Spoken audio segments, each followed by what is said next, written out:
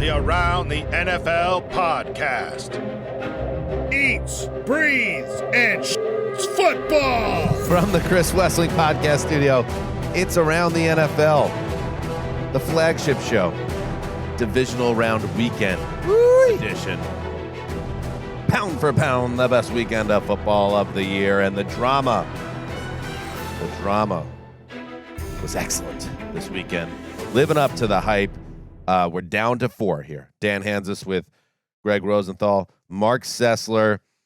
Sunday, January 28th, Kansas City Chiefs at Baltimore Ravens, 3 p.m. kickoff, CBS, 6:30 p.m.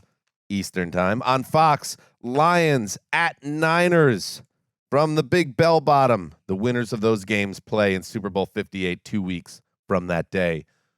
Mark, 3 games left. Yeah, and I think like that announcement alone by you is a very crystallized irritant to 4 fan bases who did not survive this weekend, but I really don't know if any of them can be put above what Buffalo's fan base has been through. We sat down and watched this game together for hours, and I don't know. Sometimes if there are football gods or whatever is sitting up there controlling all of this, the puppet masters, man, they have a sick sense of humor. It's the beautiful part of doing this show that we will get to all 4 games. That every winner, loser, like you all get your due, and yet it's hard not to just feel overwhelmed by the enormity of this Bills-Chiefs game. It's right before we tape, and it's Josh Allen, it's Patrick Mahomes. It's a game we've been building up to for 4 years, and in some ways it was so different. And then the ending being so similar. The only difference is we got a Bills fan with tears, covering himself up with his hat. Eric didn't want to share that. I wasn't talking Eric. Instead of like Chiefs fans with happy tears. The guy on the telecast. Yes. But Eric's probably crying as well, although he's a very strong man. Yeah, I thought the Sunday games are, the everyone is, and rightfully so, has been focused on Detroit, the city of Detroit, the rise of the program under Dan Campbell and how it's galvanized that whole area and how they're so easy to root for. I think from a personal standpoint, I have as we're starting the show, a little bit of a hangover because I've always felt a bit of a kinship with the Bills and their fans in the AFC East and this feeling that when is it going to be your turn to get over the hump? And there are so many moments in the game we're about to talk about where it felt like this was different than other Bills teams, and yet it was not. It's distinctly different than the other games, too, because I think if you're a Texans fan or a Packers fan, there's a little bit of house money going on there, and there's hope for the future. It's like you're surprised almost to be here on some level. Tampa Bay, similar. No one expected Tampa Bay to go deep into the playoffs. The Bills came in with immense expectations, immense pressure, and the carpet was rolled out for them to finally do it this time around, to host the Chiefs in Buffalo, and the fate could not be more cruel. And I think, I don't know, I feel like there's a weight to all of it. I feel exhausted. I mean, look at the crowd. People literally emotional to the state of tears, and that is the power of sport, the power of the NFL, and the hold it has on Western New York and really everywhere. So let's get into it. The problem for the Bills is that to get over the hump, they had to beat the Chiefs. And that's the team that they have Patrick Mahomes. That's a problem. All right, to Orchard Park. Chiefs 27, Bills 24, 1:47 to go. No. In the game on 4th down and 9 for Buffalo. Placement down. Bass's kick is up, and the kick is no good. A little prophecy. Tyler Bass has struggled, and he just misses the kick. And the Chiefs will take over at the point of the missed kick. Their own 34-yard line as Tyler Bass misses this wide to the right. He skanked one wide to the left against Pittsburgh. And you just wonder, on the overcorrection, the Chiefs catch a break on a missed field goal by Buffalo. Oh, Mitch Holtis rolling in the mud. Oh, wow. Little. Of course. Because you know what? WDAF with the call. Because the Chiefs are supposed to neatly move to the side this year. Bad year by their standards. Couldn't get anything right. But then they flip a switch, as the true great teams do, and it will drive you crazy if you're sick of watching the Kansas City Chiefs, but they don't care. Just like the dynasty before him, the Patriots, they didn't care either. As the Chiefs get the benefit, obviously, of a missed field goal there by Tyler Bass, the one that will live in infamy. Of course, not quite at the level of wide right in January 91, but wide right in January of 24 is something that will stick with us and Bills Mafia forever. Final score 27-24. The Chiefs advance to the AFC Championship game for the sixth consecutive year. Does anybody understand how difficult it is to get to the AFC title game, to get to a conference championship game 6 years in a row? I don't even care if you don't win them all. Just getting there, it's so difficult. So the Chiefs use a big play offense that was gone all season, Greggy. Right. They averaged 9 yards per play in this game, and the defense tightens up in the back end of this game to take one and rip the hearts out of Buffalo. I felt like these teams switched bodies all season. We're wasted our time apparently talking about how this Chiefs offense, they're never going to get it together. And today they have 8 plays over 20 yards. They're moving the ball up and down the field. I know they got fortunate with that missed field goal, but let's be real. They were probably the more consistent team. They had some breaks really go against them later in this game, I know we'll get to. And I keep thinking about how all day Steve Spagnuolo was just daring Josh Allen to just stay patient, keep moving the ball up the field, keep calling those runs, keep taking the checkdowns. No big plays for the Bills. They literally did not have a throw over 15 yards in the game. He only had 2 that went over 10 yards in the air that were completed. And in nut cutting time, and Allen tried some deep shots that through no fault of his own weren't completed. You had the 60-plus yarder through the air to Diggs. Diggs didn't make it. You had the Sherfield catches that he couldn't get, but in the final drive for the Bills, before they kicked that field goal, first down, they try to stick with the run, burn a little more clock. Cook is stopped. They ran the ball great in the first half. Chiefs defense stepped up, stopped the run in the second half for the most part. Next 2 plays, and Tony Romo pointed it out on second down, Allen has crossers, short routes open, and instead of going for Diggs over the middle, he holds it. I can't kill the decision because he's got Shakir for the game-winning touchdown, but Chris Jones pushes Dawkins into Allen's plant leg. He can't extend. It doesn't get there. Third down, he holds the ball. That was just a bad decision, trying to make a bigger play. Doesn't get it. And in the end, Josh Allen is who Josh Allen is, and he went big game hunting. I think he played great today. But Patrick Mahomes played better, and the Chiefs' defense in the end played better, and they're just a great organization who is playing their best when it absolutely matters, and that's what dynasties do, and they are a dynasty. Yeah, I mean, both teams combined for scores on 9 of the first 11 drives. Then it turns into an emblazoned dogfight where that dries up a little bit, and it comes down to moments, because if you knew in this game that the Bills would have a Chiefs fumble go through the end zone, and you'd have a chance to take a possession away from Kansas City. It's that kind of game, and they do nothing with it. They fizzle out and punt right away.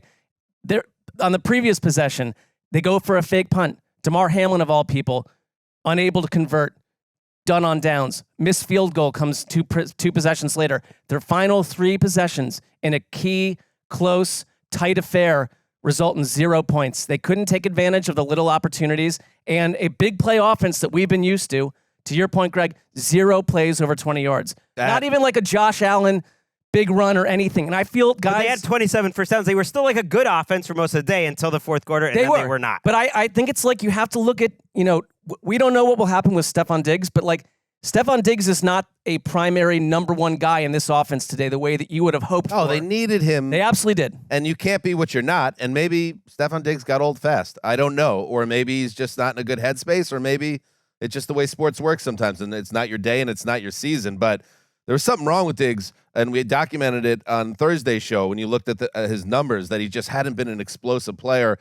And, that deep shot. Can I say on Diggs, just while we're there, I think what is wrong with him in part is L'Jarius Sneed. In these 2 matchups, 19 targets, 45 yards. Which is all great, Pay that Greggy. man, L'Jarius Sneed. And pay L'Jarius Sneed. That's all cool. But this goes back 2.5 months. Yes, and that throw by Allen was perfect.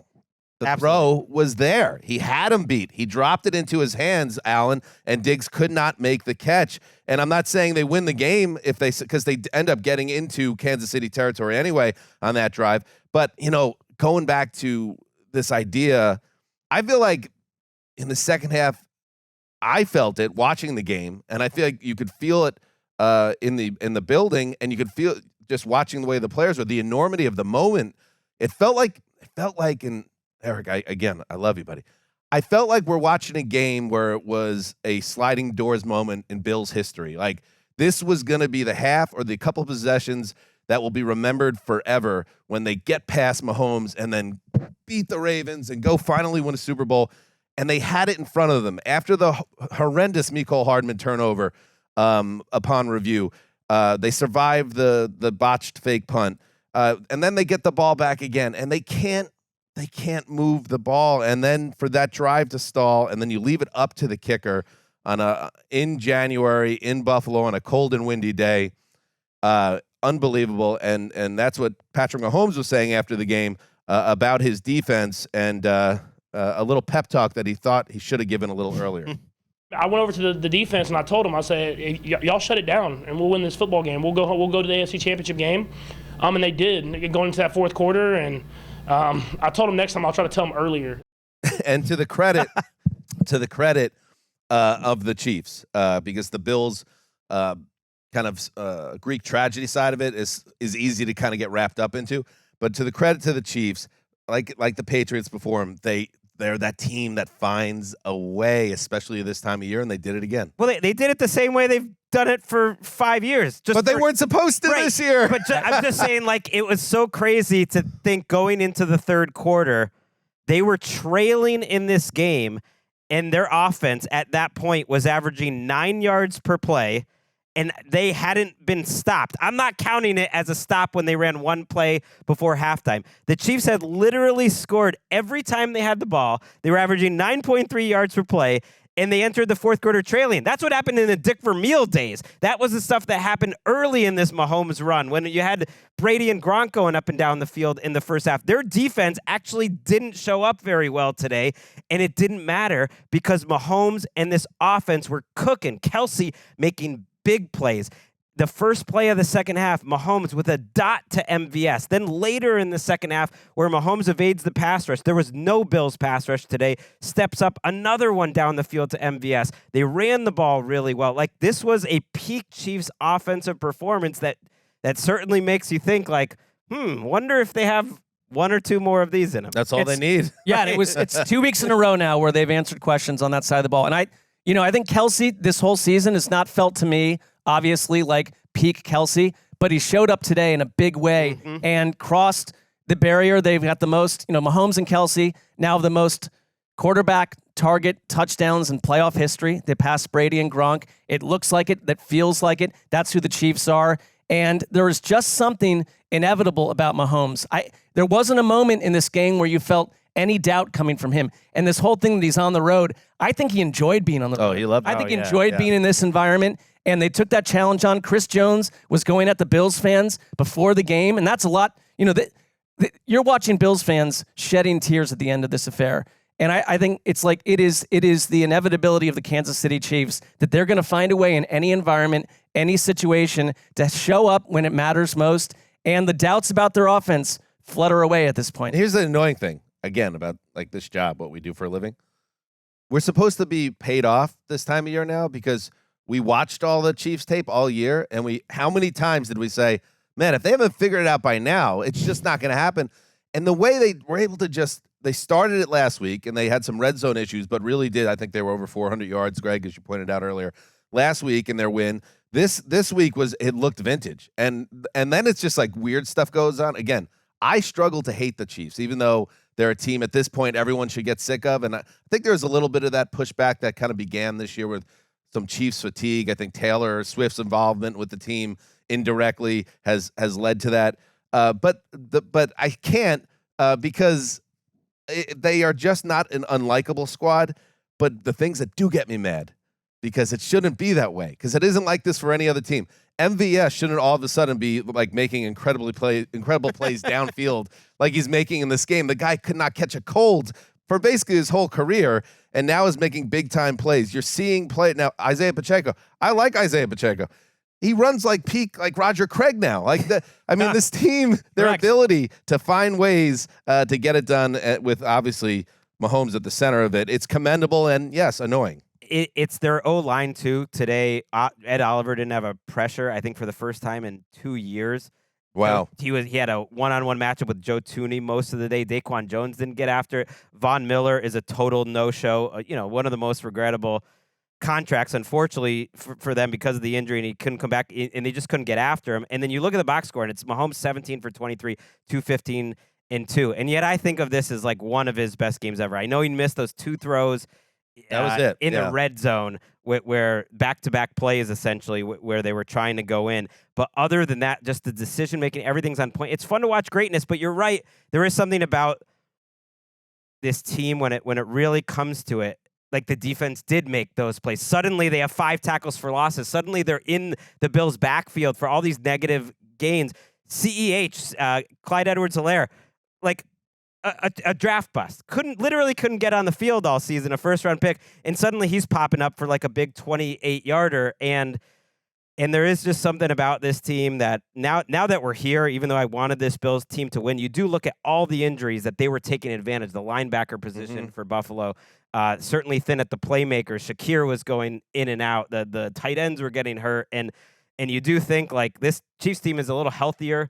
They're peaking, and it does set up we'll get into it during the week, but it does set up a beautiful matchup next week. Yeah, because this was a game where it's like you start to look back at the bodies that are lost for Buffalo. Like Matt Milano was missed in this game. A.J. Klein was picked on a lot in this one. And if I knew going in that the Chiefs would have the ball for 22-plus minutes and the Bills 37-plus, I would have thought that's what Buffalo wants. Yeah. They're keeping the ball out of Mahomes' hands, and they must be going on long scoring drives. They must be converting. And instead, it's like the Chiefs did so much with so little time. And it's like 9.3 yards per pass for the Chiefs, 4.8 for the Bills. Big plays versus no big plays. Now, we're about to throw to some Josh Allen sound. I just want to Bills fans, if you're listening, and by the way, great people. Just tough as nails if you're listening to the show, because I know it can't be easy. But even if Bass pipes that one, he'll tie the game. But the Buffalo's inability to really finish off that drive, they were a lot of trouble anyway, because that would have been with 1:47 to play. You're sending Mahomes back on the field with 2 timeouts. So the offense's inability to execute in the fourth quarter, and this is a game, by the way, that had 5 lead changes by the first minute of the fourth quarter, but their inability to score and execute, they were shut out in the fourth quarter, really is what will haunt them throughout this offseason. Here's Josh Allen on another year of what if. Sucks. Losing sucks. Losing to them, losing anybody at home sucks. Yeah. That about accurately sums it up. It's such a bummer. They had Micah Hyde and Jordan Poyer take the podium together, and they talked about how they came in at 2017, and it just hurts for the guys like them that came in together and are still there, the ones that kind of change this entire culture, where like even making the playoffs, they're sending Andy Dalton, thousands and tens of thousands of dollars in charity money just because they got Tyrod Taylor into the playoffs to lose a wild card game. That's how much it meant. That's how much they needed that culture to be changed. And here, so many of those guys, including Milano and those two, have been there throughout. And it did feel a little bit, and Poyer and Hyde, every year, you're not sure if they're going to come back. Poyer, by the way, had that heroic punch-out on Hardman on the goal line. Like, that would have been a defining play for him. I think he's 35 years old, and you just don't know how many of those guys will be back next year. I don't know if Stephon Diggs will be back, and I think they knew the enormity. You feel that every year,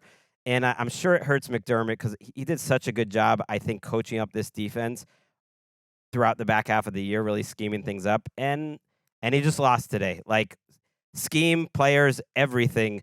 Andy Reid and Mahomes put it on McDermott and his defense in a big spot. And you can, and he's gonna say you can't change the defensive play caller. He already changed the offensive play caller unless they give Bills fans on Twitter their wish. At least some that I saw, and they're like bringing back Bill Belichick. That's not happening. Back in August, we did the urgency meter, had the Bills on top, and you pushed back pretty hard on it, Greg. But I saw this season as they were at the top of the urgency meter, and I thought the window of this particular Bills team, this Josh Allen led team, but with some of the players on the defense you mentioned, with Stephon Diggs as the alpha dog of the offense, like it was going to be telling what happens after this year. And I really do think we're going to probably see a different Bills team. I think McDermott's obviously going to be back. Allen's not going anywhere. Milano will be healthy again.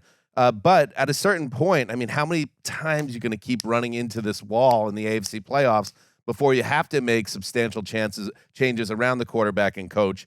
We'll see. We'll see how they have a fascinating offseason because how do you approach from where they're at right now? They absolutely do. And I think it starts with, like last offseason, there was drama laced around Stephon Diggs. I think we're right back there again to find out his future. But the desperation to win, to get past this step, showed when they fired their offensive coordinator mid-season. Like this team would do anything to get it right.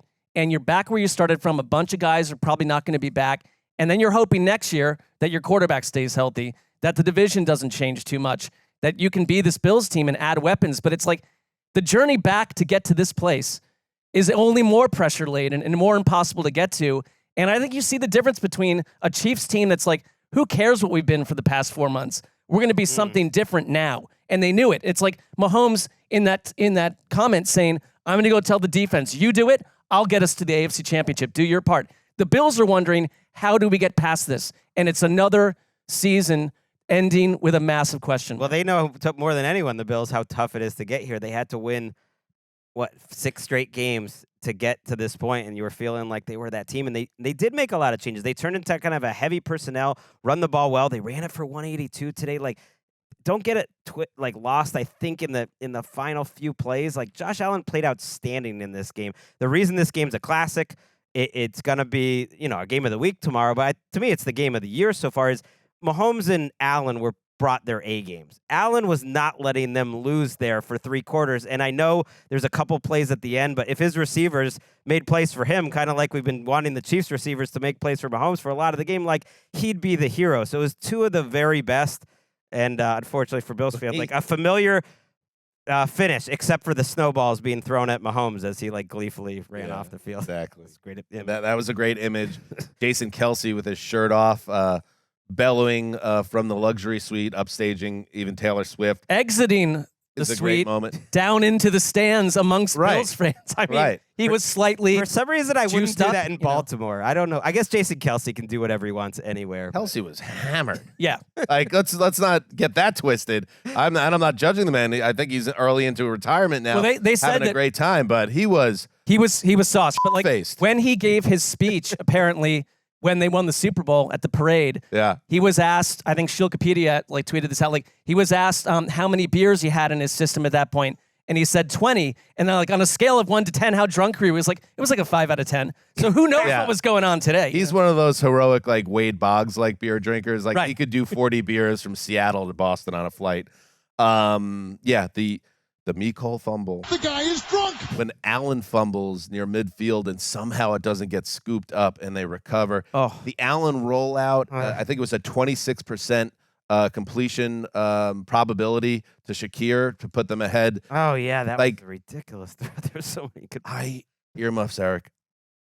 I'm stunned. I can't believe this wasn't the day. Right. Eric, I can't believe this wasn't the game, the Buffalo game that you remember forever. I'm sorry, buddy. No, I mean, you become calloused to it as a Bills fan. I mean, I actually was telling people today I felt a little confident, and I've told them that's probably not good because Buffalo's going to Buffalo. And I mean, I don't know. It all comes crashing down so quickly. And in a moment like that, I mean, all game, I'm talking to Randy, we're watching this game, and Bass botched one last week. He had one blocked, and even his little extra points, they're kind of a little dicey. They're a little, and I'm like, dude, he's tucking them in, and they go for it. And there was a nice drive, and it's like, well, you kick it. I'm like, yeah, you got to kick it. Tie the game. And do you trust your kicker? I'm like, hell no. But I had a bad feeling about that kick. Yeah. I said No, they hit a- before. You said it. You actually Yeah. said it seconds before he missed, and I thought that's in too those improbable. conditions. That's too evil. It was just, Yeah. and it was as soon as it was off the foot. Yeah. It was. It was. no Yeah. good. It was never close. They had Yeah. their season on the line earlier that drive with a 4th down call. They convert that. Allen had another third down on that, and then it all comes crashing down. And then the second it's over, you get a slack from me, be like, "Hey, can we get some post game sound? Yeah. We're gonna want Allen really pouring his heart out." That's the nature of the business, you guys. I'm a professional. You're a but- pro, dude. But You are.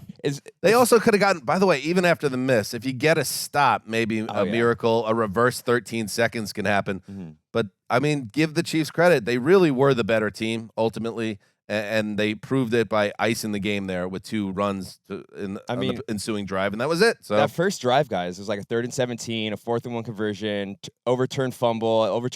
It's like it was a minute and a half in, and I'm like, my nerves are already through the roof, and I'm like, this is gonna be one of those days, and something's gonna go horribly sports wrong. are the worst. It sucks. It's Why do we also do tough, this? like when your team keeps losing to the same team in the playoffs, and Yeah. you know, Big Funk knows that with the Packers and the Niners, and it's like you've got this situation. Right. It's like it's this resounding, repeating note over and over. That's an evil note Yeah. I know that basketball is completely different than football, entirely. but it does make me think of when we're talking about what do the Bills need to do. Football is completely different than As basketball. a Knicks fan in the early 90s, could not get past Jordan. Couldn't do it. And then it was like, is there something wrong with the Knicks? Well, Michael Needs Jordan. to go play okay? baseball.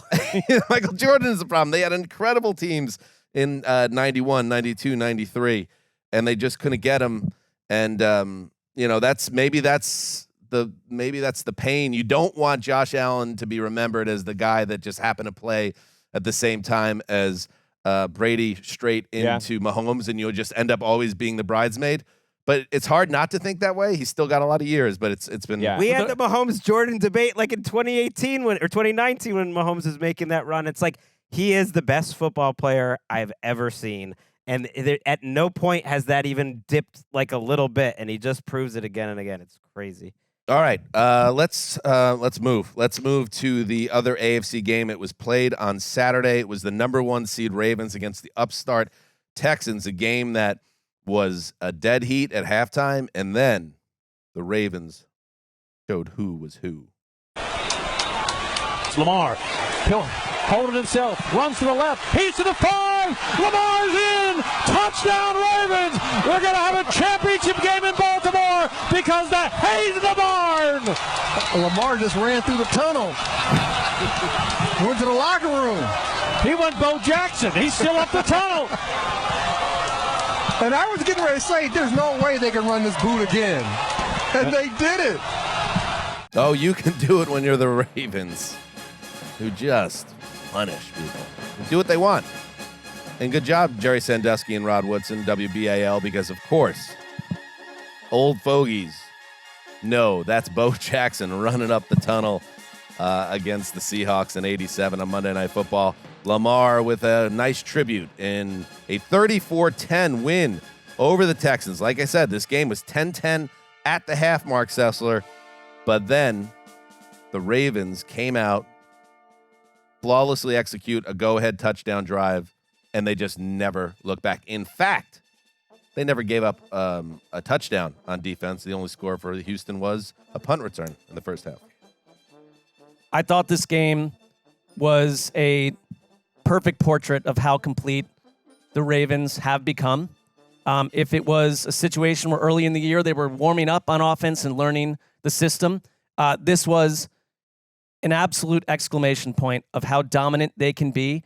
And I honestly think they played a team that's going to be around for many years to come in the Texans with C.J. Stroud. C.J. Stroud faced more pressure in this game than he has in any other game of his career, and it looked like it. And I just mentioned that the Bills, in a losing effort, had the ball for 37-plus minutes.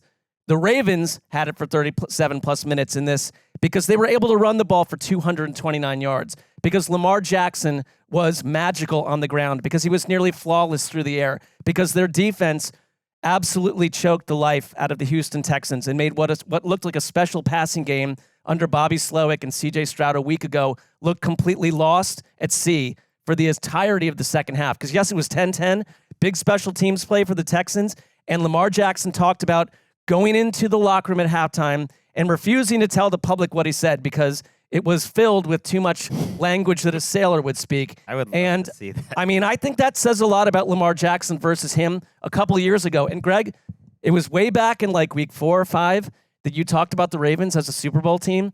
And I thought this was maybe Greg being a little hyperbolic about his Lamar-me and all that business, but they look completely impressive from every angle, and they absolutely proved, I thought, against the Texans that it really doesn't matter who they play. They're going to be who they are. I would love to hear that halftime speech. And it's funny, this game actually did remind me of the game in London we saw a little bit, in the sense that there's a lot of Ravens games like this where it's like not that impressive for a while, and just steadily they just smother you. Just every little aspect of the team smothers you.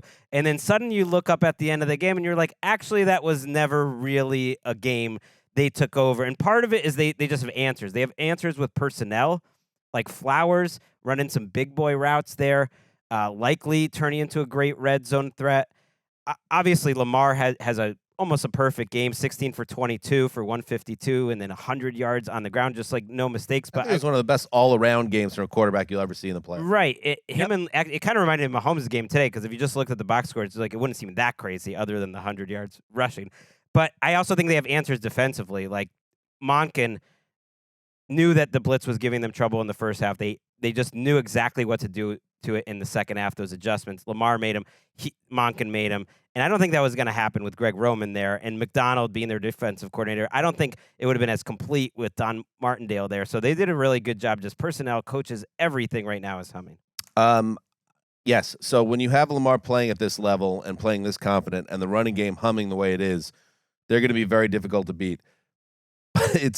My big takeaway from the game was the defense. And you know how I think it was, I got to give credit to Mark, you're a cinephile. Who directed 28 Days Later?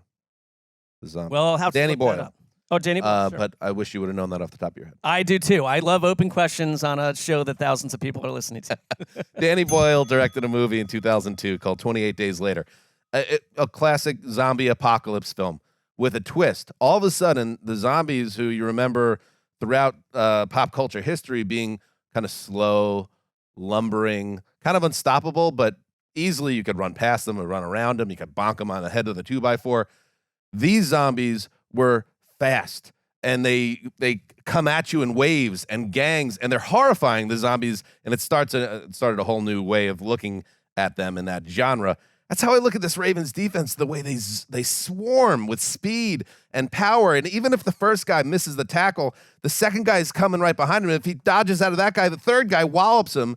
And you saw that over and over and over. Houston could not get a clean look, could not get into the open field, could not make a play. And yeah, they just suffocated their offense. An offense that was kicking ass going into this game. I would note that Danny Boyle did Train Spotting as well. And in that film, those zombies were on heroin. The Ravens do not appear to be have heroin in their bloodstream. Thank you. That's my comment. I love that one too. There is something about, like, I don't know what's in the water there in Baltimore, what Mike McDonald's doing. Because, yeah, they have guys like Arthur Millette. I'm sorry, 1 second. Were there zombies in Train Spotting? No, but I'm saying they were all on heroin. And they were like right. Lost I in thought society. Zombies, yeah. A different type of zombie. I felt you. Go ahead, Greg. Thank you, Greg. Great movie. Great movie. I'm talking literal zombies. Yes. And 28 Days Later, literal zombies, yes. The drug. Right. That metaphorical almost turns zombies. you into, right. but the slow lumbering zombie. Yes. But in Baltimore, it's like, go ahead. You give a little bit of that zombie juice to Millette, you give a little bit to Clowney, and instead of like getting, trashed and quitting on your team at the end of the season, it's like zombies. They're quick twitch monsters. Clowney's in your lap all game. Matt Abike, I thought, had a great game. He just kept winning that matchup over and over and over. That was against Shaq Mason for the most part. And I'm with you. They just kept throwing so many different looks. Actually, at halftime, the Texans had more yards on offense than the Ravens because they had that one decent drive that they ended up settling for a field goal. But for the most part, it was just good night. And then eventually, like the play calling, I really was impressed. That call we heard with Lamar where they kind of do the end around, but they have Ronnie Stanley pulling, and it's like a misdirection. They ran that twice just to perfection. The likely touchdown on an RPO. I mean, he's been such a huge contributor. That was a beautiful play call too. That like, what can you do there? Everyone is out there blocking on the edge. Lamar probably could have run it in, but instead he throws it to Likely, who makes these great catches. They might get Andrews back, and Chiefs will be a very don't tough ice test for Likely them. because Andrews is back. Because Likely is a legitimate player. On no, you can use both. You know. Let's listen to John Harbaugh, who has a man that's going to be named MVP in a couple of weeks and maybe be playing in the Super Bowl a couple of days after that. I thought Lamar was going to play great, but he's played great all year. You know, and just now, it's more important than ever. He's been locked in from day one. That's his term, and we've all kind of ran with that. And I think he's directed this whole thing. But like he said, we got more work to do. It is a lesson, I think, to the entire league because it looks more mystifying than ever that we spent the majority of the offseason wondering if the Ravens wanted to keep Lamar Jackson, if they were planning to, or if they thought maybe they would free themselves, and no other team in the league, including the Atlanta Falcons most noticeably, like really pursued Lamar Jackson. He was sort of a man that like we've covered some bonkers offseason stories. That's crazy. That one will forever stand out. And I feel like, you know, even in the moment, and on this show, if you go back, we were all a little puzzled, especially some of the teams that were choosing to make statements and let it be known that they weren't interested. Put teams that had quarterbacks like Desmond Ridder being like, no, we're not interested in that business. But this has now turned into the kind of worst case scenario for all those teams, because it's almost now going to be, if this team ends up going all the way, that's legendary. Like where that was in summer. But also the Ravens kind of catch a break too, unless they were playing, chess when everyone else was playing checkers. Like if another team had the good sense to go hard after Lamar, you would have lost this guy that's about to get you to the Super Bowl potentially. Right. I've seen tweets from like Adam Schefter where it was like where they make it out like, oh, the Ravens were never gonna let him go. It's like, well, what if they just front loaded poison pilled a them, massive offer and they were willing to give up 2 first-round picks? Are you sure about that? And more to the point, whether they fully guaranteed it, and it's a conversation for another day. But to me, there is a level of quarterback, and I would put Lamar Jackson at this level where it's like, just guarantee the contract. If it's like 4 years. Josh Allen and Patrick Mahomes and Joe Burrow and Lamar and CJ Stroud, these guys, they're going to get to those 4 or 5 years. They will be on the team for those 4 years. So just guarantee them the money anyways. It's not that big of a deal. It's a brutal sport. That's what I get there it, is but a higher level of danger than other sports. They're sort of like there are massive. No, not sort of.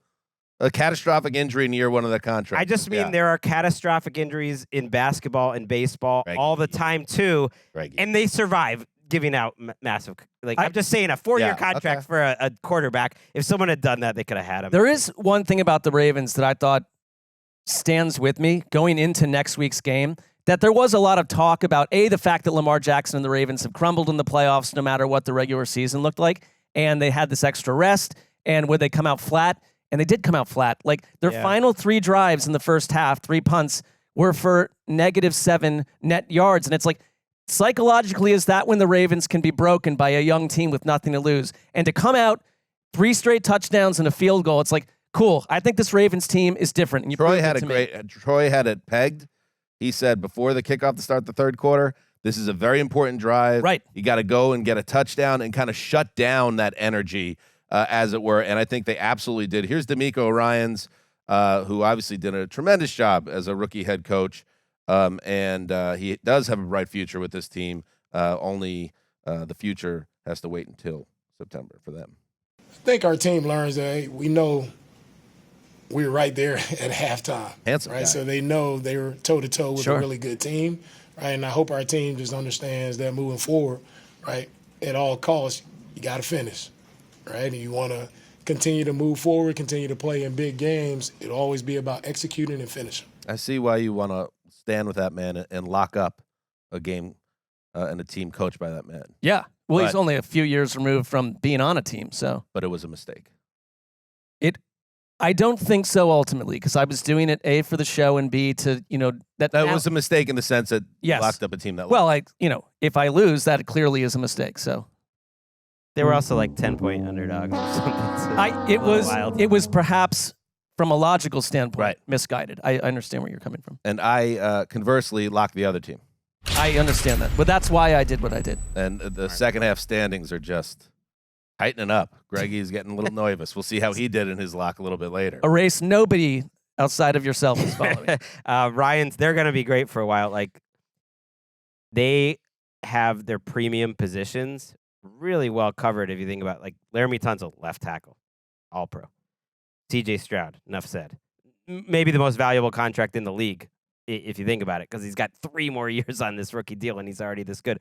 And I thought he played pretty well. I know it sounds crazy. They only scored 3 points. He did not have a bad game Sunday. He actually made, or Saturday, he made a lot of throws against pressure. He had virtually no chance. But I was curious. I went to check the PFF score. I bet it's not that bad. And it's not. It's not good, but it's just like a solid. Well, he doesn't turn the ball over. Right.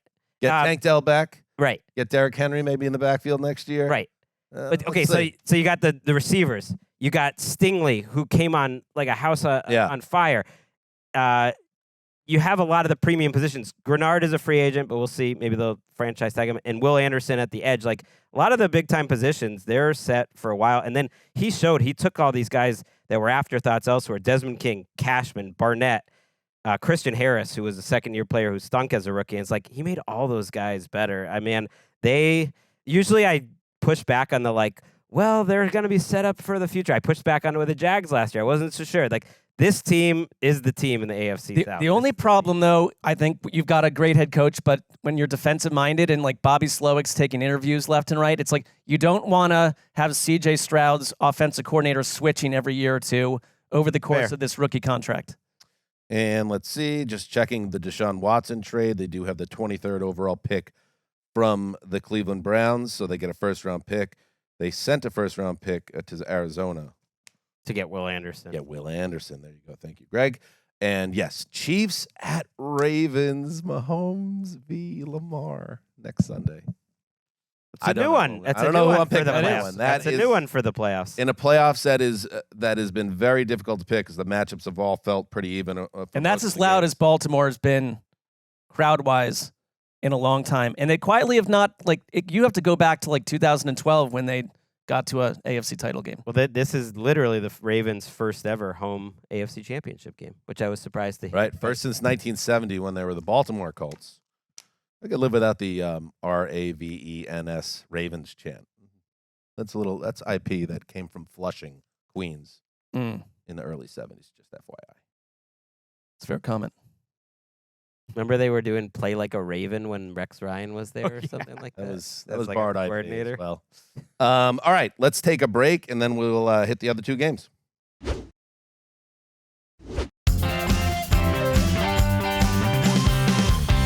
All right, welcome back to Around the NFL, the divisional recap, the flagship program. So, yeah, that is the AFC. Now let's turn to the other side of things. The NFC, and it's time now for the Sunday Drive presented by the first ever Toyota Grand Highlander. Yes, the San Francisco 49ers. It feels like it's been a month since we've seen them on the field. It's been about 3 weeks since they had their full squad out there competing, and they got another upstart team, the Packers, who were upset-minded, but unlike the Houston Texans, they were up for the challenge. The Niners. Woo, it was tight. 1st and 10, Green Bay. They have 2 timeouts left. Love out of the shotgun. Deep drop. Pressure. Gets chased out to his right. Will throw on the run back. No. It is intercepted. He farmed Go it. down, Dre Greenlaw. Running back the other way. Secure the ball. He'll run back the other way. They're trying to strip it Dre, from what are you doing, bro? Big play, Dre. Goes down. Green Bay has 2 timeouts left, but the 49ers have the football. Oh, my goodness. Good call there by Greg Papa, KNBR. If Dre fumbles that ball and it gets recovered by the Packers, and then the Packers go on to win, I mean, that would have been one of the more devastating. Stay down, kid. Yeah. Anyway, it all worked out for the linebacker and also for his team, the San Francisco 49ers, who benefited from another missed field goal attempt, this time by Anders Carlson of the Packers, whose miss kept it a 4-point game late instead of a 7-point game in terms of a lead for the visiting Packers. And then San Francisco and Brock Purdy, who struggled for most of the night in rainy conditions at the Big Bell Bottom, leads the team on a big drive down the field, a big boy drive ending with a Christian McCaffrey touchdown. That is the difference after that Jordan Love INT we heard. Final score 24-21, and the Niners are back in the NFC title game for the third straight year. Can they get over the hump with Kyle Shanahan? We will see. Mark, geez, that is a game that the Niners were very fortunate to escape and survive, but they did, and now they will be playing for the Super Bowl at home next week. I just want to hit it from like one angle, and it's like the Brock Purdy side of things, because it kind of felt like anyone, whether you're for or against Brock Purdy in terms of the scope of who he is, the MVP race and everything else, it kind of had something for everyone, because it was the game that kind of could tell you this isn't an MVP level quarterback. And like, look at, it's raining again like it was when he played the Browns, and you're getting this other version of Brock Purdy who's imperfect with the game on the line in this critical moment. But then you also got that final touchdown drive where I thought Brock Purdy, like in a rough and tumble outing, showed that in the end, he really is capable. And like, I think this Niners team, you know, I wondered what would happen to them after the rest that they've had. And they've been so dominant and so unstoppable. This was just like a B- version of their offense for 85% of it, and they still found a way to get it done. Here's Purdy on the Niners winning a game that under Shanahan they have struggled to win, coming back from behind in the fourth quarter. I mean, I think it is important. We were all like, all right, this is it. You know, this is our season. And so for us to capitalize like that was huge for all of us. And then obviously for myself as a quarterback, like it's good for confidence and all that. But we have too many good players, man, on this team. So many players that are difference makers, and we got a great defense. And so for us to not find a way just wasn't – it's not right. So for us to finally have a game like this and pull through at the end was huge for all of us. So.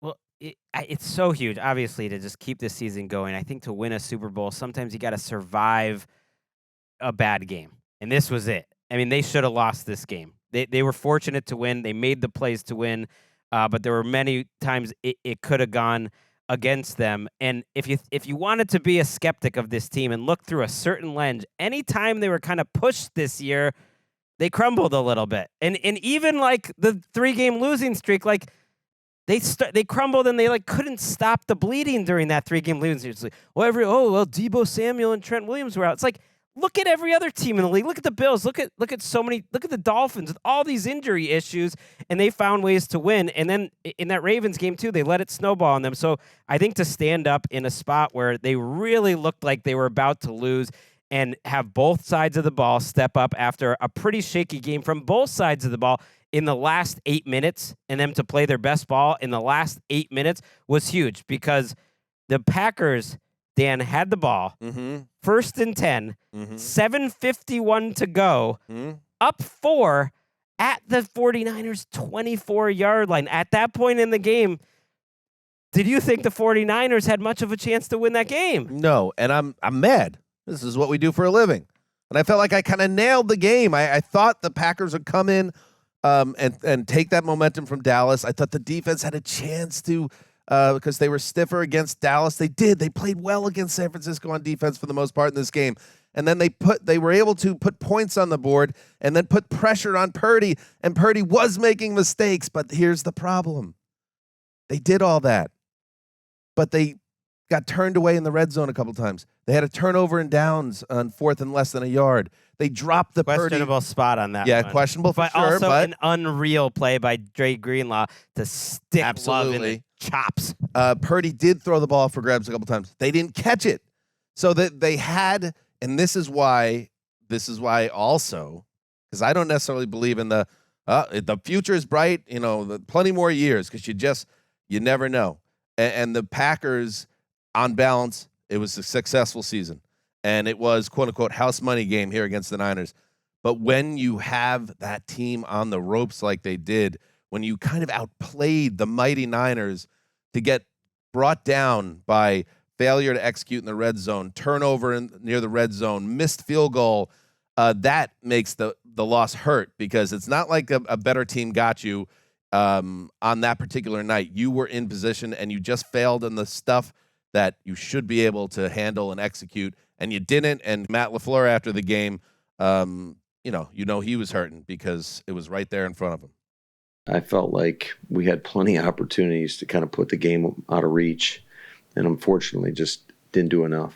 And it's never one play, and it's because I'm sure a lot of it's going to come down to the missed field goal, but there were plenty of opportunities. You go back in the first half and have 3 red zone opportunities and have 6 points. There's a lot of plays out there that it just if one play goes different, and we'll probably have a different result right now. And then to kind of put a punctuation on it, Mark, they're still in good shape. They have a chance to push this game to overtime or even win it. And for Love, who had been impeccable for 2 months, and everybody was saying it, not just me, but to go Brett Favre, to roll right, kind of throw a desperation pass late and over the middle that's picked off. He didn't have to do that. Just first down. He did it, and at the worst time, he looked like a kid again. So these uncharacteristic mistakes that they had not been making during this rise is kind of what got them. Not so much the Niners. No, it was a tough throw across the body. You're right. He didn't have to do that at all. Ridiculous. And if you look at the game, because he was throwing outside the numbers, he was 12 for 17 for 161 yards and 2 touchdowns. Pretty flawless and the kind of Jordan Love you've expected. But throwing between the numbers, he was 9 for 16 for 33 yards with 2 picks, including that game ender. And so it's an unceremonious way for a really incredible season to end for Jordan Love. And you're right, because it's like, we've got Big Funk back there. Like a Packers fan's like suddenly got to be feeling incredibly hope about the future compared to where you were a couple months ago. But you also are thinking, wait a minute, we pulled this out, we're a team that knows we could beat the Lions. Mm-hmm. So it's like it is a lost opportunity. And the idea that you're just going to march back here to the Jacksonville Jaguars example, we don't know that. LaFleur will never, ever get over this loss. I don't know the man personally, but this is head coach nightmare fuel, these type of to the same team. Yeah. That was one of the tougher press conferences I've watched. He was so devastated, and he has the cap pulled down low over his eyes, and the way the light was hitting was just shadow, and it was just like he was not trying to put on a poker face. He was so sad about it because he knows it was right there. Love played a pretty flawless game until the end, and then there was just a couple throws. The interception on the tip pass, he just missed the throw. Who was that to the tight end over the middle on the first interception? So that was some bad luck on it too. It was like it tipped up and you got punished for it on a day where your guys, Darnell Savage, drops a pick six right into his breadbasket. Another Purdy dropped later, and they took advantage. And then there was another play on the third down when they could have run more clock out, where him and Aaron Jones weren't on the same page on like a check down. He was hitting all the hard throws, but he didn't hit the easy ones. But even then, there was that first down with the Packers I mentioned, like 7:51 left, and that's where the 49ers stepped up. Warner makes a nice tackle in the open field for a no gain. Bosa gets a quick pressure on Love, and then Carlson, who's been missing a ton of kicks, misses that kick, and he's a rookie. Like all these other rookies, misses it in a big spot, and then you give the 49ers the ball back, and at that point, I'm like, oh, man, are they going to win this game? I don't know. Their offense really hasn't done anything for a while, and it wasn't like dot after dot by Purdy, but the 3rd and 5 play to Ayuk was a very low percentage play where it took a perfect throw and maybe an even better catch. Both were perfect. Ayuk and Purdy were so good on that play.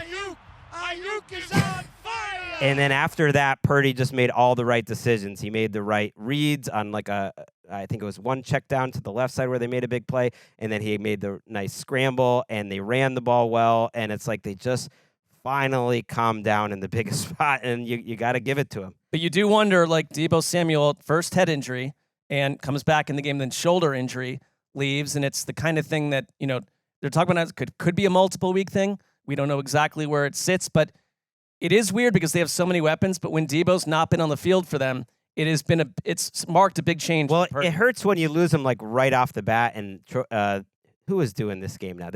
Olsen said how they had basically had information Deebo was going to be a huge part of the game plan. Right. You kind of Changed saw the that. whole game. They were like trying to give Juwan Jennings these end arounds and stuff like that. By the way, while Carlson misses this kick and Bass is missing his kick, come on, guys. Robbie Gould just was out there the whole time, then just like finally shrugged his shoulders and was like, I guess I retire. Gould must not be interested Who in literally never missed a participating. kick in the postseason, extra point or field goal.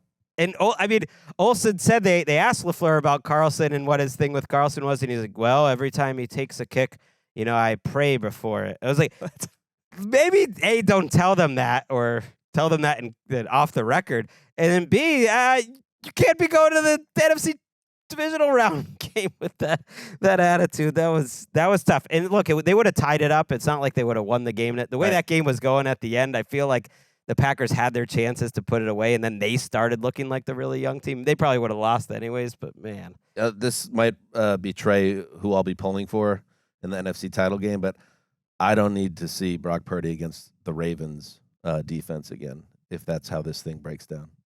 I don't trust your guy, Mark. Then you have to trust Jared Goff. I know, and that's fair, and we'll see how that game goes. We're gonna get to the Lions in a minute, but yeah, I thought he was very shaky in this game, and we'll see if it was the weather or just a rough night. And you got to give him credit. They let him on the drive at the end, and they let him on the drive. But man, I thought the Niners were so fortunate, and I don't. And one thing we disagree with on Greg, you were saying earlier today, like this is the game. Like sometimes teams need to survive a game like that, and then they can get back to being dominant. I'm not quite there with the Niners. I'm curious what version we get next Sunday, and we're going to find out. I just think the body of work their offense has shown and defense, and Steve Wilkes, I think, ended up coaching a pretty good game by the end of this game. It wouldn't surprise me. I'm pulling for the Lions, but it would not surprise me if the 49ers recapture their form, because I do think the weather was a big part of it. He has small hands. I don't know if it's not always a small hands thing, but I mean, he was really bad in this game. He was worse in this game than he was in the Ravens game, which lost him the MVP, and he threw the 4 picks. I don't even think it's a question. Like, he was legit bad. I was curious. I checked the PFF. I would say it's a question. He was pretty bad in that game too, but that game he won this game with a drive at the end of regulation. That game, he was his normal self, except for like 2 or 3 bad decisions. He could have thrown 6 throws. interceptions in that game. This game, like, his normal throws were bad. Everything was bad. Decisions were bad. He wasn't seeing the field. Like, I checked the PFF score. I was curious, like, and it was like a 58. The only score that was worse this year was that Browns game, also in the rain. Right. I think that, to me, the takeaway is inclement weather affects Brock Purdy where it may not have any effect. Supposed to be nice next week in San Francisco, by the way. But Dan, when you say the overall body of work of Purdy, but also just the Niners offense in general, I feel like you're a little down on them when there's a lot of evidence to suggest they weren't explosive in this game. It was kind of shocking how they couldn't. I just don't think that predicts who they're going to be, against Detroit next week. But no, Deebo Samuel matters a lot for this offense. If Brock went out there next Sunday and went 27 for 32, I wouldn't be stunned. Right. But does he have a stink bomb in him still? I can't rule that out either. I'd be concerned as a Niners fan, because I've gotten to the point now, and I've seen my share of bad quarterbacks where, and he's certainly not one of them, but when he drops back and that ball is heading towards the second level of defense, you kind of hold your breath and be like, "Oh, where's this one going? Like, is he?" Not to the level of Jimmy G though, but okay. But this, I guess. I could continue to defend Brock Purdy, but he had a bad game. I'm in the middle on it. Like, I don't like his story is great. I'm taking the story out of it. Right, I'm just talking about the guy on the field. I just look at him as like a second-year quarterback, even if he wasn't like a late-round pick, and where he's at and stuff. And maybe I'm biased. He's no Tom Brady, but it's like people think back to this Tom Brady that like never existed. Like, Tom Brady had games worse than like the Super Bowl. He literally didn't do anything until the final quarter, but he didn't make the big mistakes. It's not Tom Brady. No, I'm not even saying he is. My point is, like, you can have a second-year quarterback that you're carrying along in some certain games, but you can do that when you're supposed to be this monster team. And I do give their defense credit. I know the Packers struggled in the red zone, but there's an opposing defense there in the red zone, and I thought their defense kept them in this game with those red zone stops. And Greenlaw, to me, in some ways, is a defining 49er, and he gets overlooked. He kind of reminds me of Navarro Bowman with the old 49ers. He hit Tucker Kraft so hard in the eye that, Kraft had to come out of it. He just blasted Tucker Kraft. One play later, he blasts Jordan Love to get a 4th down stop. Then he gets 2 interceptions in the second half. He's just like a beast. Like, Bosa showed up at the very end of the game. Warner was great in this game. they've got so many guys that I just feel like For years, eventually they'll find a way to overwhelm you. Absolute studs in the middle of the defense. It's just it's a cottage industry. I'm probably being too hard on Brock. Mark, I apologize. I am being too hard on him. Well, don't have to apologize. Like, if you're looking at yesterday's game, yes. Maybe Sam Darnold's coming running out of the tunnel in the third quarter. Well, next that is. Oh my God, is that Sam Darnold's music? If that's your angle, then this is. I think we understand where this is all coming from. I knew it wasn't going to happen. Not my angle. The idea that Sam Darnold is going to come out and oh my God, that's Sam Darnold's music. Okay, so it's like 8th team. when they couldn't score, when I think it was another 3-and-out in the third quarter, and then they were set up with a short field, and then they had to settle for the field goal, and then they punted again the next drive. I actually, for a second, thought, is it that crazy to go to Sam Darnold right now? I actually didn't think they'd do it, but he was struggling so bad at that point in the game that I was just like, man, maybe conditions. It's so destabilizing, though. Yes, it's such a destabilizing coaching. It wouldn't have been a. It would be a bit of a flip of the panic switch, right? I think it would to go to Darnold at this point, but they like him, and Purdy's got to play. Had that throw to Kittle. It was just he did have that throw to Kittle. He had some plays. Ball comes out of his hand right now. Are we sure where it's going? Is it going to the right team? I think we're if it's overreacting. If it's dry, but yes, he got a hall pass because that would have been the conversation all off season if the Packers had just caught those interceptions, and he got a break. Mark, who is your hall pass? It is going to be sun swept and 58 degrees next week with little wind, and you're going to be right back where you want them to be. And you two are unbelievably annoying to hang out with most of the time. That's a good. That is from the past. Randy, I know the you're ghost of Sessler past. I know, Randy, that was heartbreaking. It is crazy how many, and I know like Jets and Browns fans don't want to hear about it, but I think it's true that being a fan of a team like the Packers, but the Packers specifically, the Bills now are joining this territory, and losing this many heartbreaking playoff Get the violins out. The tiniest one. Why can't this both be true? All right, Mr. Patriots fan, please educate me on No, how I I'm should not. feel. I'm not talking about the Patriots because the Patriots got 6 titles. The Packers, if you're doing a ranking of the most painful losses, and Packers fans who are masochistic were doing this last night, since 2007, this maybe isn't even in the top 10, which is crazy, and it's a heartbreaker. You got the NFC Championship. That nothing will top that. 2014. You had the one against San Francisco in 2021 where they couldn't score it. They had losing to Eli immediately after having a 1-loss team. That was rough. They had Favre losing to Eli in overtime. They lost to the Cardinals twice in overtime. They lost to the Kaepernick 2 different times. There's a couple more NFC Championship games under Kyle Shanahan I haven't even mentioned before we even get to this one. It is crazy. I have a great idea. Yeah, you could actually follow the model of my favorite team. Just don't make the playoffs for 13 straight years. It's just saying on that. Just like an utter void, like a black hole. We don't have to compare. I'm just saying it is painful. It's got to be painful. If one more person tweets me, it's time to put the Packers on the pain rankings. No. Shut up. All right. I do want to hear from Randy, though. Big Funk. I just wanted to jump in and chime in about how Eric and I bonded through our sorrow before the game started because it seemed like every network was running compilations of worst losses for the Packers and the Bills. It's like we can't escape it. And the boogeyman won this round again. I feel it's tough. It's tough. It's tough.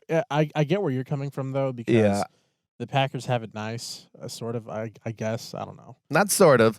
You definitely have it nice. You have another young superstar quarterback. But what does it matter? I just think, though, if you went through all this, then you will come back and say, you know what, you had a point, Randy, all those years ago. I think it depends on how brutal. you look at it, sure. But at the end of the year, it's like the Jets and the Packers, they're both in Cancun right now. So right. It's like, but there really is, won? I think, Greg, you're kind of double talking here with your points here because you were just saying a couple shows ago, you got to enjoy the experience. Absolutely. Like, the Packers had a really fun ride this year. Look, from Thanksgiving until 5 minutes to play. And it opens night. the door for the future.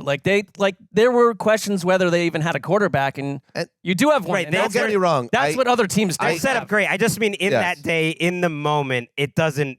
ease that pain, and that's a particular type of pain that But unfortunately I know the Jets that too. don't even know. I have other fan base. Like I Yes. said, I'm a Yankee fan. I understand that side of it too. Yeah. I'm almost uniquely qualified to tell you that both suck, but there's nothing worse than just being a laughingstock and never even No doubt. getting a chance. Like it's No question. they're two different. They're but- quite different. But it is very. I totally empathize, and that's how we open the show with Bills fans who deserve a chip. They're still waiting, and this felt like a special year, and it wasn't. And for Packers fans, even though this was a prototypical house money game for Green Bay, to have it kind of a win almost in your back pocket and let it get away, you don't want to do that in the playoffs because you just never ever know.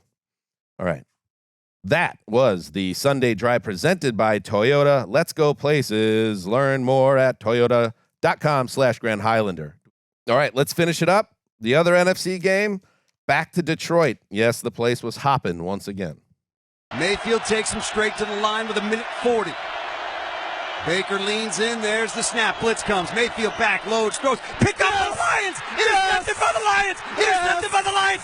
Derek Barnes. Derek Barnes. Derek Barnes. Oh, baby. 1:33 to go. The Lions are going to San Francisco. Derek Barnes with the interception. Oh, baby. Stand up, Ford Field. Look at this. Woo! Look at this. Wait, do I have the timing wrong? Or are we in a simulation? Was the Detroit game before the Packer game? No. No, it was today. Oh my God. It was the earlier game today. That was today? That feels like 47 years. We were on Sky Sports at halftime. I don't remember that. I am with you on that. It does feel like it happened weeks ago. I've been infected with the rage zombie virus. You're right, that wasn't. I thought Dan's already booking the San Francisco trip. No, he was right. Dan Miller with the call with Lomas Brown. Lomas, one of my favorite tropes. He's just the color guy screaming yes because a great moment happened, WXYT, for the team. And that was the interception of Baker Mayfield, the decisive play in a 31-23 win for the Lions over the Bucs. Greg, you locked the former team of around the NFL. And in another game where the underdog came to play, this is a game I believe is 17-17 in the second half. Detroit, like Baltimore, not at the same level, but took control in crunch time when other teams might wilt. They said, no. No one's beating us in our building, not in this spot. Yeah, I've been taking these last 2 weeks that the Lions defense has been opportunistic and really contributed to those wins, and you heard it there. They got just enough stops and got the interception at the end. But I also think how when it was 10-10 going into the second half and the Lions don't get anything done on their first drive, after that, the Lions that we know take over and get touchdowns on back-to-back-to-back drives, and there was a 3rd and 15 in there to Amon-Ra St. Brown that just says so much about the Lions. They protected up perfectly. Tampa could not get home today with their 4-man pass rush, and the blitz really wasn't that effective either. And they just have a laser on Zion McCollum, who just came into the game, and the Lions are so good at that. Ben Johnson is always attacking weaknesses. Like a new guy comes in, it's fresh meat, 3rd and 15. There's no way we're running the ball here to set up a closer field goal or make a shorter 4th down. No, we're going for it. Ragnow, who was in and out of this game, was an animal, protects it up. They hit it. Amon-Ra breaks a tackle to get the 1st down on that play, and it was just really bold play calling like that throughout. Their running game wasn't working, so they called the 3rd and 1 kind of fake where they get it to Wright. What is that guy's name? Brock Wright down the sideline, the same play they used against the Jets. Everything they touched, they went for a 4th and goal as part of that. Touchdown. It started it off. They go for it. Being bold, and then their players executing it and just playing smart. They looked like the Lions we've seen all year today. Yeah, they keep emphasizing who they've been and how they got here. And they're not changing from that. Dan Campbell refuses to shift identities. Dialing up Craig Reynolds on that 4th and goal. Right. A surprise character in that situation. You're right. That incredible 16-yarder to Amon-Ra St. Brown on 3rd and 15. Goff, if we're going to praise Brock Purdy on that final drive, Goff in the 4th quarter hit his first 11 passes for 131 yards and a touchdown on those 2 long touchdown drives. So it's like Goff was money when it mattered most. And, this defense gave up 408 yards to a Buccaneers team that did not quit, but it really was going to come down to a big mistake. And for as good as Baker Mayfield has been in these 2 games in this stretch and the best version of himself, like that is the other side of Baker Mayfield. That mistake occurs and it snuffed out what could have been a pretty spicy final couple of minutes. Because the Bucs, I give them credit, like they're not a great team, but they fought really hard in this game. And it's like they believe in Baker Mayfield, but the Lions, same with Goff, and Goff talked about just feeling a calm throughout the fourth quarter. And I think this version, who Jared Goff is right now, and the way he operated in the final minutes says so much about this Lions offense. Yeah, it went from 17-17 to 31-17 in a blink. And to Mayfield and Tampa Bay's credit, they go right down the field. They get the touchdown. They fail on the 2-point conversion, and then get the stop. And you're thinking, this could be interesting. But Baker, makes that big mistake. Here's Baker after the game. Obviously, you saw it in the highlight or immediately after the play happened, hanging his head. He knew he had a chance to do something special, and they could not get it done. It sucks. I feel like my heart just got ripped out, but football's a complex game, but it's also simple. It comes down to taking care of the ball. And in 2-minute drives like that, when you know you're going to have 4 downs to use, just a bad mistake by me. And it sucks because I know what type of group we've had all year, that we fought to get to this point. We fought to be in that game. We weren't supposed to be here by any measures, but we believed in each other and we fought for it. And so, this one's going to weigh on me for a while. Yeah, and I thought it was interesting, and I think they said it during the telecast, that these are both players, Baker Mayfield and Jared Goff, number 1 overall picks. And they had apparently spoken, this was a couple of weeks back before this matchup was set in stone. They had a conversation, Mayfield and Goff, and they talked about how when you're a number 1 overall pick, you're kind of at the top of the mountain and you have to find a new chip on your shoulder. And for these guys, both their original teams, the Browns and Rams, essentially quit on them. And now here they are resurrecting their careers. And here's Goff, 1 win from getting back to the Super Bowl. Let's listen to Jared Goff. It's a credit to all the guys in there. We've said this a million times about how it's the same group. It's not like we've added a ton. It's a lot of the same guys, and Brad and Dan have been very intentional about bringing in those type of guys who can handle moments like today and moments like last week and ups and downs of a season. And I think it's all been intentionally done by them, and we're not here by accident. No, Goff avoided the negative plays today, and when he mentions that with Brad Holmes, it really is insane to think about how many of the draft picks, all the focus has been on this year's rookie class, but when Derek Barnes made that play, it reminded me of all 3 of these classes because they've done a really good job developing players. Derek Barnes is not like a household name, but if you think back to week 1, who was making all those huge run stops and just stuffing the Chiefs and big plays, play after play, it's Derek Barnes and guys like Melifonwu, who they've developed slowly and has eventually turned into this great part of this 3-safety tandem with Gardner Johnson and Penei Sewell and St. Brown are draft picks, and Hutchinson had another nice game, and just throughout, it's all these homegrown players, and I think you get a sort of cohesion between the coaching staff and the players that is pretty rare and maybe can kind of carry them through a great game like this, which was weird.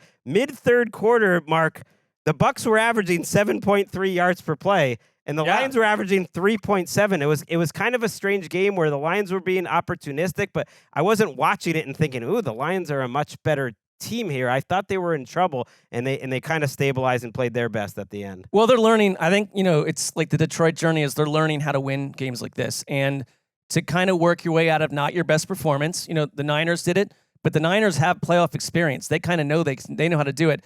I think it's really impressive. And it's like they remind me of the Rams, Brad Holmes coming from Rams world, like Jahmyr Gibbs, someone that they were kind of like, why on earth are the Lions picking this running back this high in the draft? Watching Jahmyr Gibbs, like he has been a complete difference maker. Just the speed alone and what he did today in key moments. It's unreal. Like every one of the players you mentioned, all these rookies, 2nd year, 3rd year guys, they've hit on them over and over. And the emphasis is that Jared Goff, who they were pretty plainly honest about from the beginning, we believe in him. We'll see what happens. They didn't just chase quickly another rookie quarterback to supplant him with.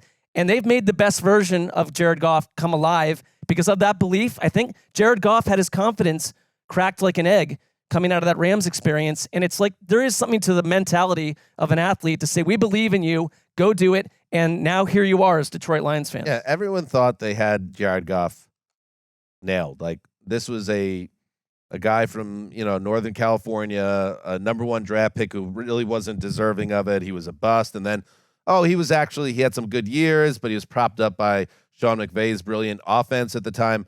And then he was shipped off to Detroit to be a starter for maybe a year before he became a backup the rest of his career. No, because like Dan Campbell said, like, you're good enough for Detroit. And the fact that Brad Holmes and Dan Campbell and that organization saw in Goff not a bridge guy, but a guy that could be a major part of this operation moving forward, nobody else saw that. And the building the roster the way they have, people didn't see that. You think back to the opening press conference. And in fact, I think we have some sound from Campbell on that.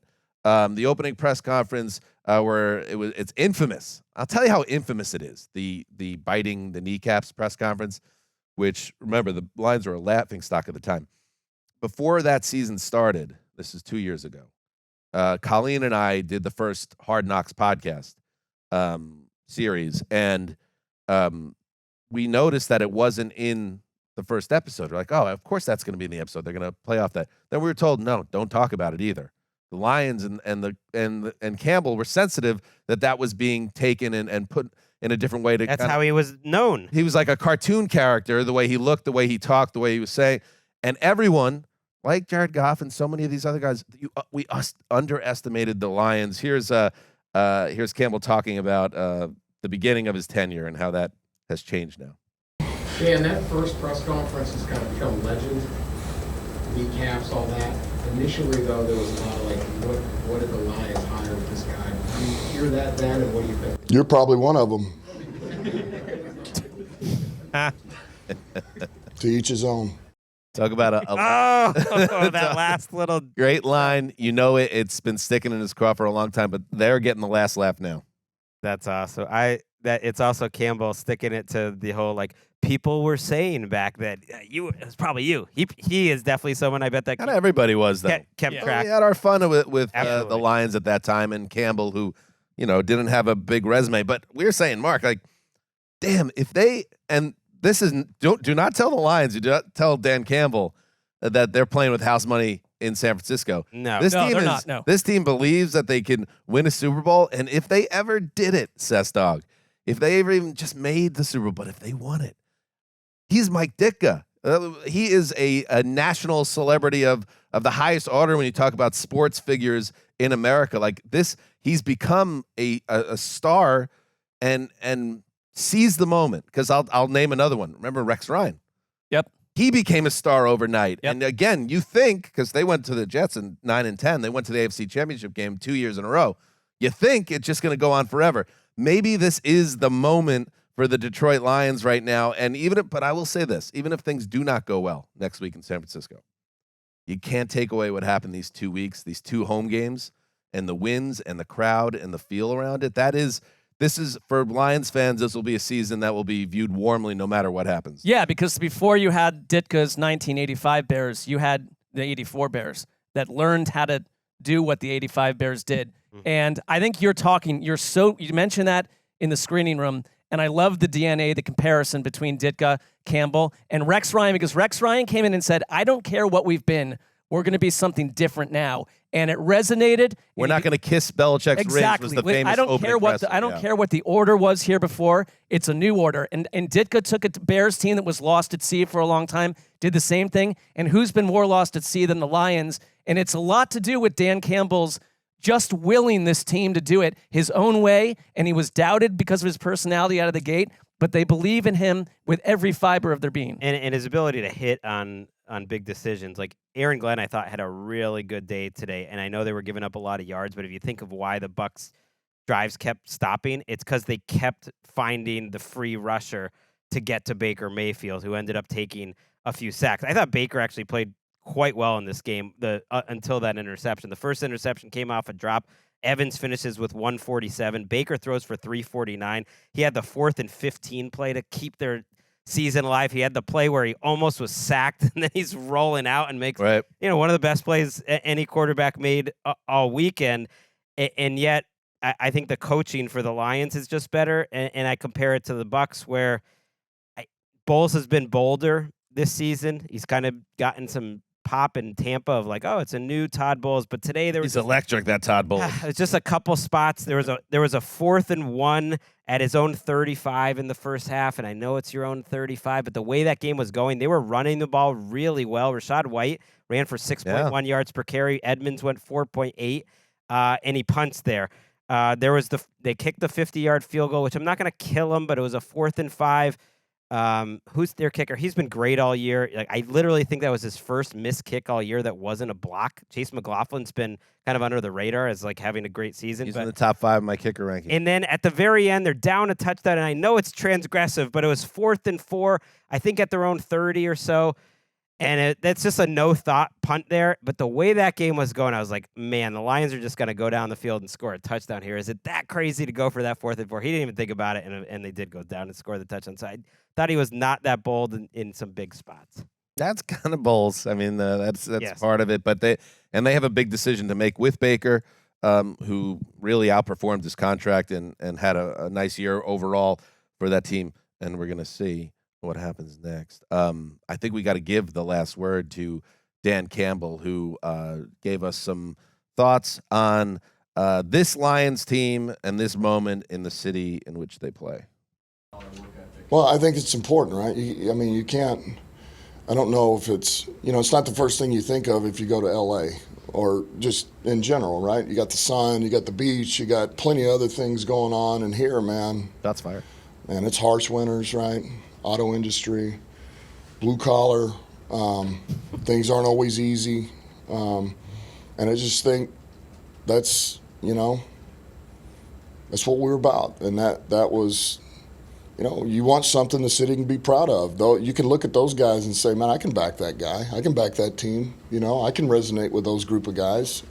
I feel attacked. I live in Los dropped Angeles on Southern California. with the sun. Every week for me is just a war.